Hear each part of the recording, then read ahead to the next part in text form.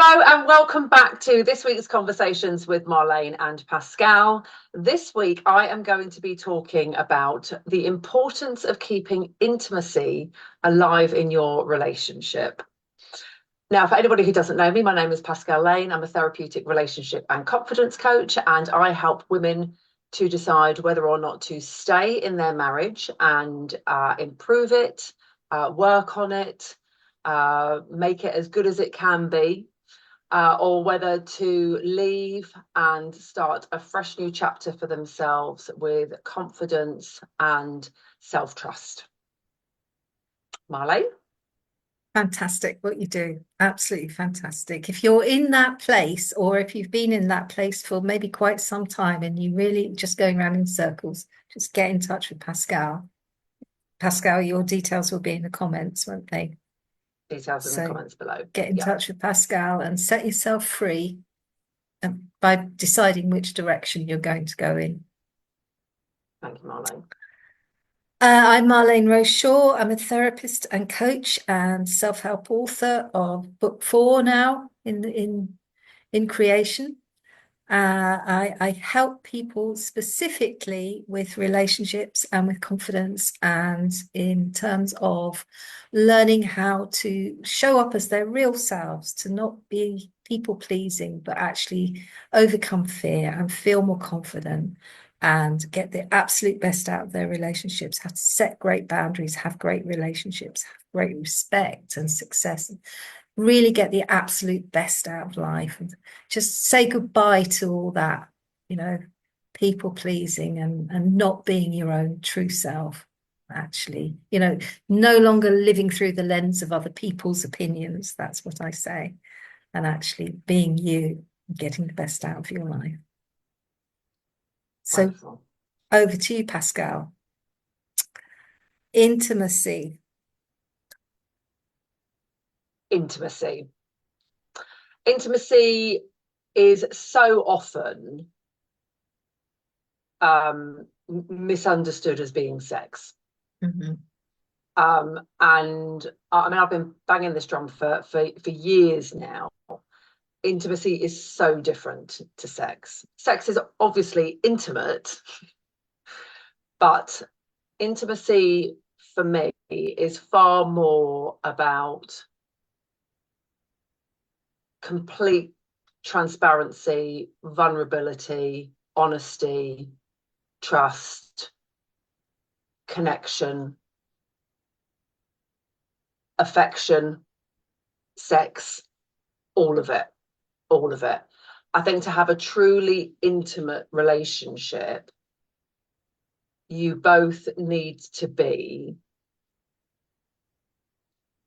there's such a strong connection for me between intimacy and unconditional love. Like knowing that you are loved unconditionally, even the things that you dislike about yourself, even the things that you've done wrong or have hurt yourself or hurt your partner, like whatever it is, knowing that you can be completely yourself and open and honest,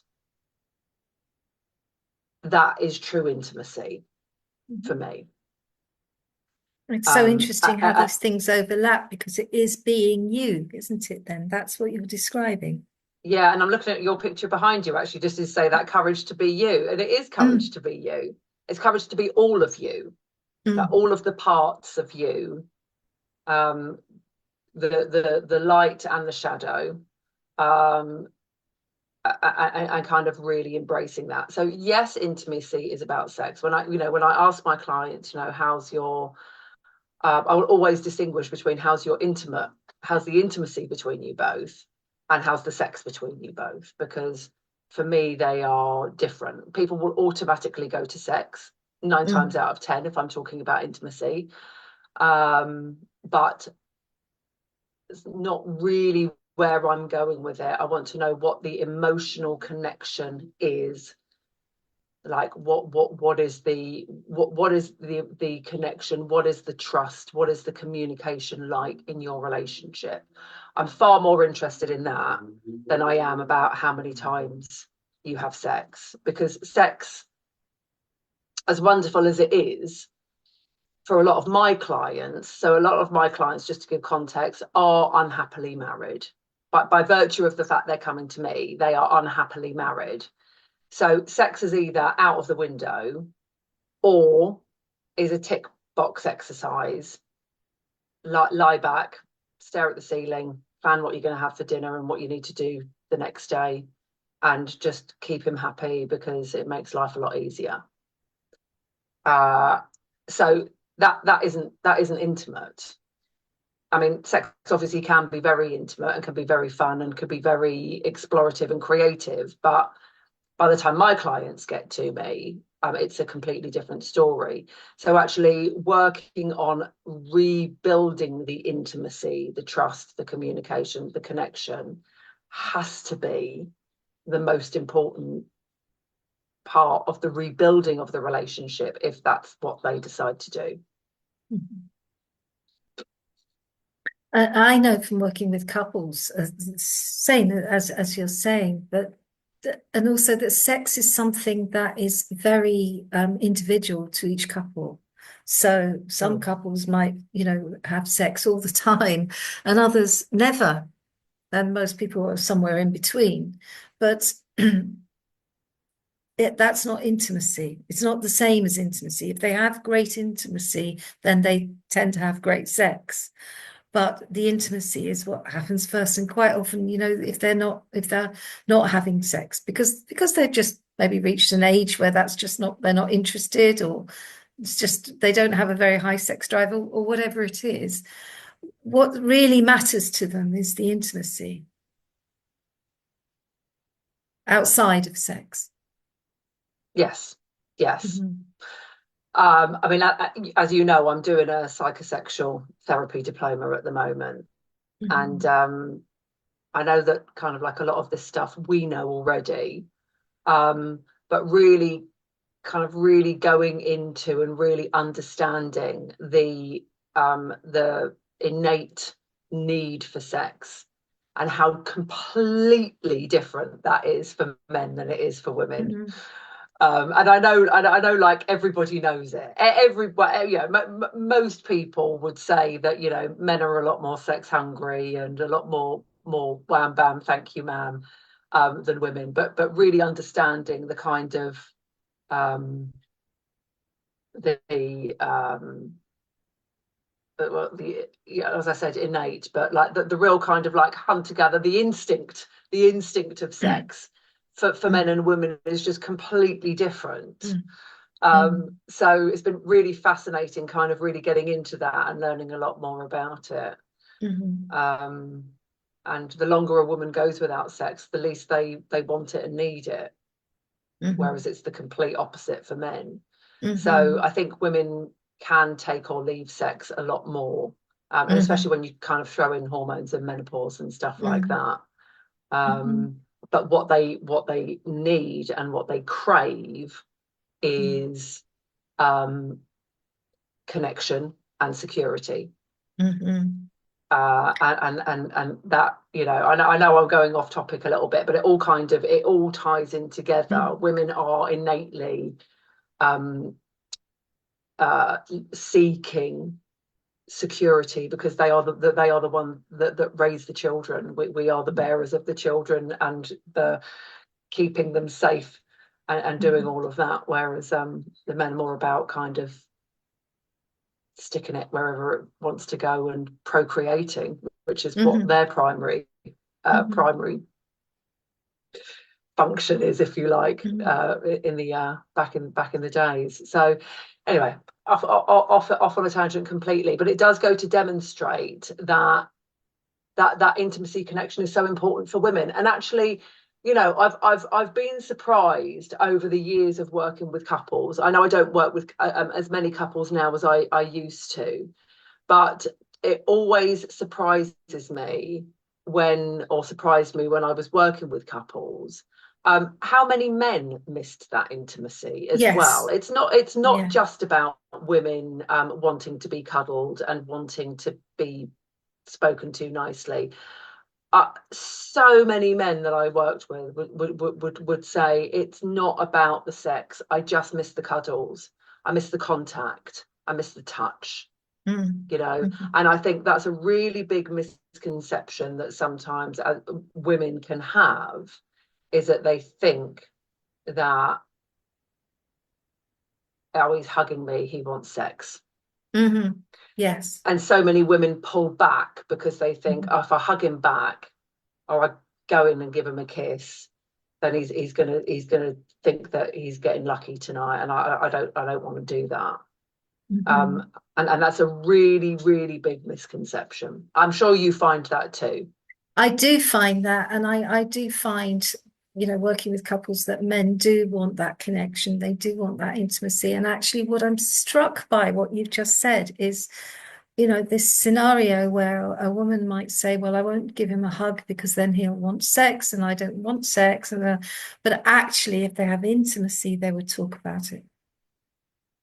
Oh, I mean, that's the point. Absolutely. That's I the mean, intimacy. The communication is my top tip for anybody that relates to this. Communication is the absolute, well, as we both know, is the absolute key to everything. And intimacy is communication, like whether So it's are we verbally, saying non-verbally. Intimacy is connection then, really, isn't it? On every level. Connection on every level. Connection on every level. And how we do that most of the time is by talking, is by being, as we were saying earlier, being open, being vulnerable, sharing your thoughts, sharing your feelings, with a knowing and a trust that whatever you say is going to be accepted, not always liked, not always liked, but accepted. You know, I don't always like what my husband says. I don't always like what my husband does, and vice versa, like 100%. But like, that's also their actions, their opinion, their thoughts, their feelings, and we can't argue with that. You're being real together. Just being real, absolutely. So why is it so important then that we have intimacy?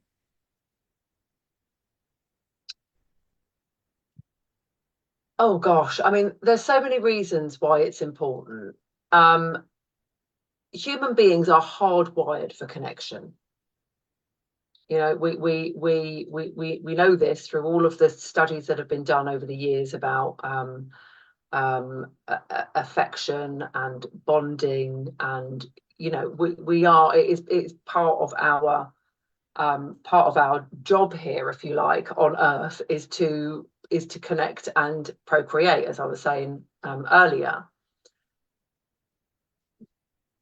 And obviously, you know, times have changed a lot. Times have changed so much. Even in the last 50 years, society is so unbelievably different to what it was when our parents were growing up. But that intimacy and affection is what keeps us. It's what keeps us together. It's what keeps us feeling good about ourselves.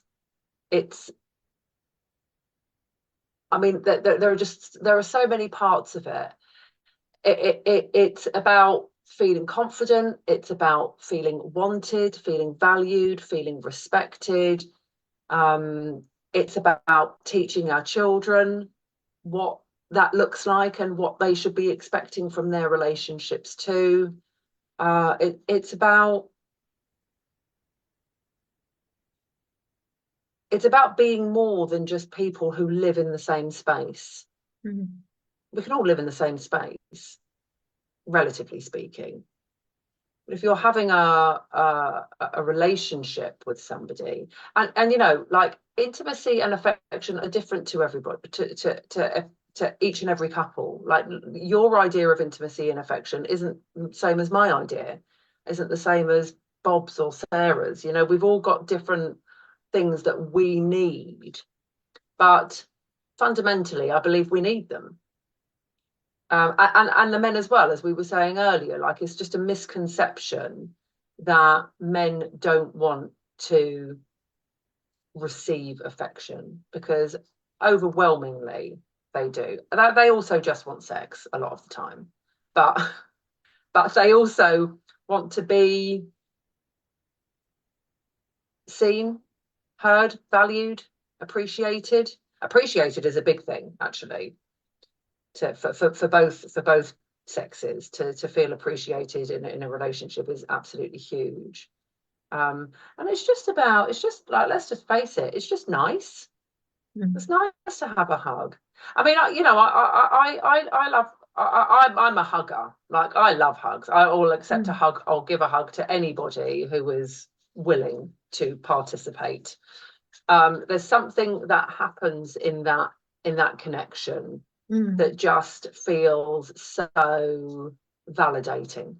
You know, like, if you can hold a hug for, I mean, I'm doing this off the top of my head, don't quote me on this. If you can hold a hug for like 20 seconds and you can get past that, it's suddenly, there's something that happens, and it just transforms the meaning of the hug into something much, much more special.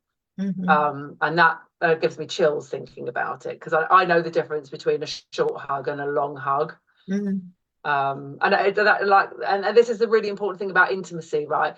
I'm not talking about a long hug with my husband that then kind of like might lead to sex. I'm talking about like not seeing a friend for a long time and just having a really big long hug, especially after lockdown. I found lockdown so difficult, not being able to hug people. And I can remember when I saw my best friend, and we just had a massive long hug, and it was just so like, oh my gosh, it was just magic. It's just That something about that connection. connection. It just comes back down to connection and communication. I think that is it, as far as I'm concerned. I'm struck by this thing for for people watching who are maybe in a relationship and they're thinking about sex and intimacy, and I'm a woman and he's a man, and this sort of thing, and this thing that men kind of they see sex differently and so forth. But I think we need to be careful not to. I'm sorry, I'm going to have to interrupt you. Can you hear that? No. Really loud. Okay, sorry, I'll have to edit that. It's really loud. They're just doing the gardening thing, with the strimmer thing. Right. Okay, so as long as it's not interfering, better to say. Okay. Okay, start again. So I think, this thing about men and women, and what we were saying earlier about, men and sex, and sometimes men just want sex. And I think there is a danger that we can sort of think intimacy and sex and men just want sex. And actually, maybe men see sex differently to the way women see sex, but that doesn't mean to say they don't also want intimacy. That's the thing, it's quite there's this sort of common idea in society that men's idea of intimacy, they just want sex, and it's just an act. But actually, well, maybe sometimes it is. Maybe it is more of a sort of biologically driven for them. But that doesn't mean to say they don't also want. It's not one or the other. But they also want sex. They also want intimacy. Yeah, they also want they sex. Want both. They want both. Men aren't born robots. Like, if you look at a child, a boy, a young boy, overwhelmingly they are seeking mother's touch, mother's cuddles, that connection. I mean, that is the mother-child bond, regardless of the gender of the child.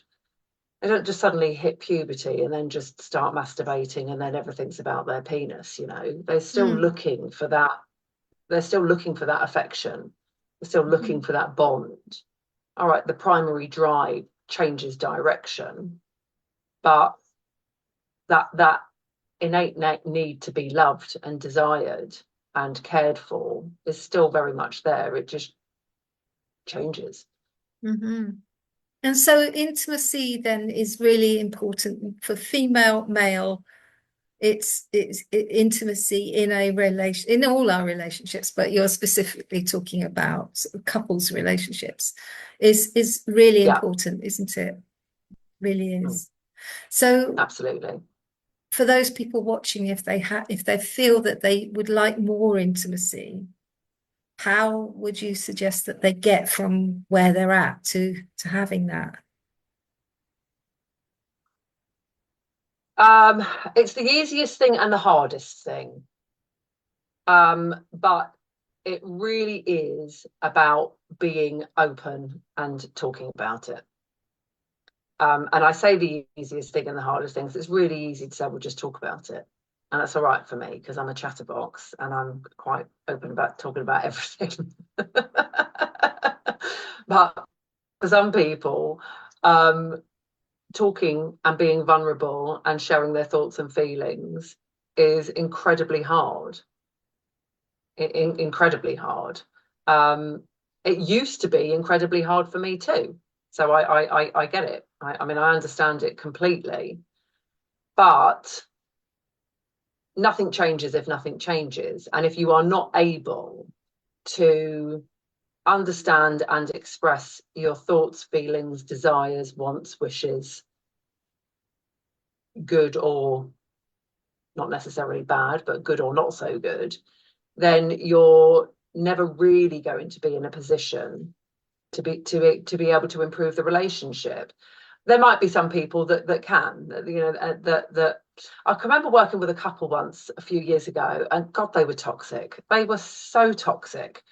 But even when they argued, even when they were in the throes of a massive argument, they would always have sex.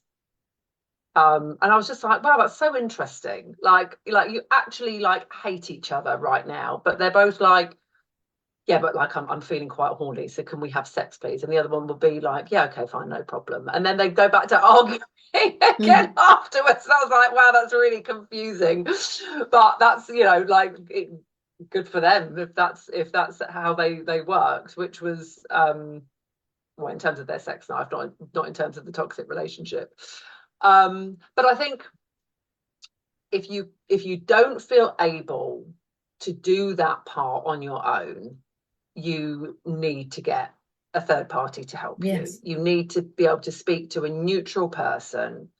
There's something really magical that happens, as you know, Marlene, when couples who are stuck primarily, let's say, on communication, on being honest, and open with their partner. There's something very different that happens when there's a third neutral person in the room. Yes. Yeah. In the room, right? Because we work online these days, and well, I do. Um, it just changes the dynamic completely. I think it keeps it kind of like tempered so that nobody's kind of getting enraged and storming out and what have you. It's about kind of having a safe container to talk in.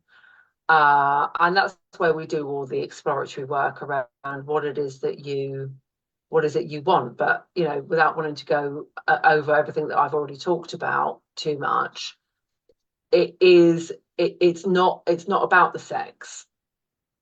It will be about the sex once we've had a few sessions and we've done the other part, but the first part is always about that vulnerability and emotional connection.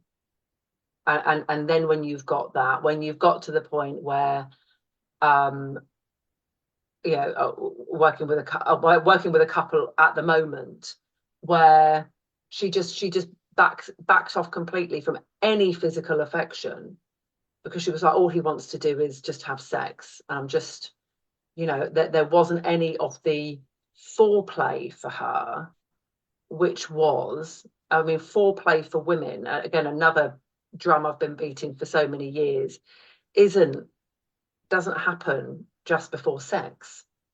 Foreplay happens throughout the day with nice words and text messages and helping you to do XYZ, helping you with the shopping, helping you with the kids, helping you with, you know, supporting you in you know, being there for you. That's where foreplay starts for women. If they haven't got all of that and they feel taken for granted and they just feel like a maid, then of course they're not going to want to have sex. Like, of course, like it, you know, as a woman, like, of course they won't want to, whereas men don't always get that. So it's about really kind of getting into that part of the work, and being able to speak about that openly and honestly, and then building on that and building on that and building on that. And then we get to building the communication, then we get to building the affection, then we get to building the intimacy, and then the sex is just actually naturally just kind of picks up after that, because all of the other requirements are being met for her. Yes. You know? Yeah. So what I'm hearing you say then is it's about being able to have that third party to help them describe to each other and ask each other for what they want. And it's also about getting them to connect from their hearts, to talk about their vulnerability and their feelings. And that is the intimacy. That is the intimacy. Yeah, absolutely. So third party, really, a therapist is a couples counselor, couples therapist, couples coach, whatever term we use. A couples person is the solution to find that intimacy, isn't it? Yeah, absolutely. And you know, I mean, logically that is done as a couple with couple work, but I think you'd be surprised how much you can do actually on your own as well, and not necessarily with your partner, because there's invariably more layers to explore than just the lack of intimacy or communication. There's as you know, there's always more to it. More often than not, maybe not always, but more often than not. So it's about kind of really getting clear on that part too. So in your work, should I stay or should I go? I imagine then that we focus on intimacy and lack of intimacy, and getting the possibility of getting that intimacy back. Yeah, absolutely. Should I stay or should I go? I mean, obviously every couple is different, and I'm going to put the link to the masterclass, free masterclass, a very good masterclass, I must say. I'll put the link in the comments below. I would say 80% of the women that I talk to, that emotional connection has gone. Right. So there might be other factors that have come into it. There might be affairs. There's definitely a lot of neurodivergence, a lot of kind of autism, ASD, ADHD. There's a lot of neurodivergence in the ladies that I work with. But overwhelmingly, I would say the lack of emotional connection and the lack of addressing that lack is what causes the void to get bigger and bigger and bigger and bigger, until in the end you're just two people living separate lives, living in the same house, and then they come to me saying, I don't know what's going on, like, this is rubbish, like the only interactions that we ever have seem to turn into arguments all the time. There's nothing there, there's no spark, there's no, you know, it's just a functional relationship.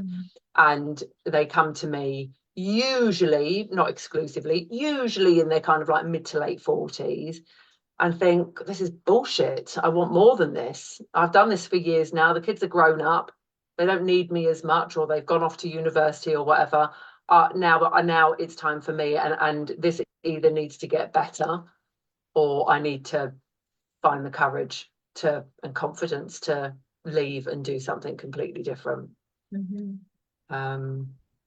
So yeah, interesting. Did I answer the question? I can't even remember what your question was, sorry. Just about into the stay or go thing, and it's just, as I say, it's wonderful that you do that, so people can get in touch with you from watching the masterclass. And from watching the masterclass, I'll also put my call booking link for anybody who wants to book a call with me, completely no pressure, free chat.